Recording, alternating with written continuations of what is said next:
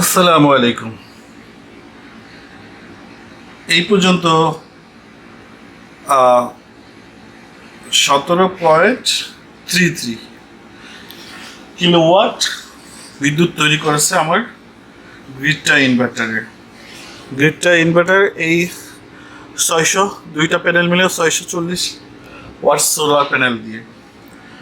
আর এখন আমি 17.34 কিলোওয়াট করেছে। লাইনে ভোল্টেজ আছে হলো প্রায় 200 এবং 400 প্রায় 400 ওয়াট বিদ্যুৎ দিচ্ছে আমাকে। 400 ওয়াট বিদ্যুৎ দিচ্ছে, মিটারে দেখছি 1.86 400 ওয়াটের কিছু কম বিদ্যুৎ দিচ্ছে। আর এখন আমার এই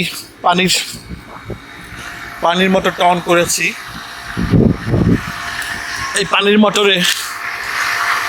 মোটরে বিদ্যুৎ নিচ্ছে হলো 2.28 অ্যাম্পিয়ার, মানে হলো 400 ওয়াটের কিছুটা বেশি।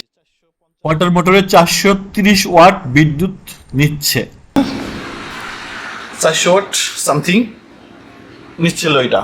আর এখানে দিচ্ছে হলো 1.8, এটা 400 ওয়াটের কিছু কম। সোলার গ্রিডটা ইনভার্টার থেকে 360 ওয়াট দিচ্ছে আমাকে, সোলার গ্রিডটা ইনভার্টার থেকে, এবং আর ওটা হচ্ছে 400 কিছু। মোটর ছিল 430 ওয়াট।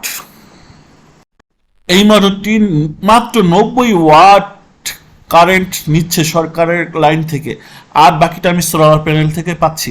অবশ্যই আমার চ্যানেলটি সাবস্ক্রাইব করে রাখবেন পরবর্তী ভিডিওর জন্য।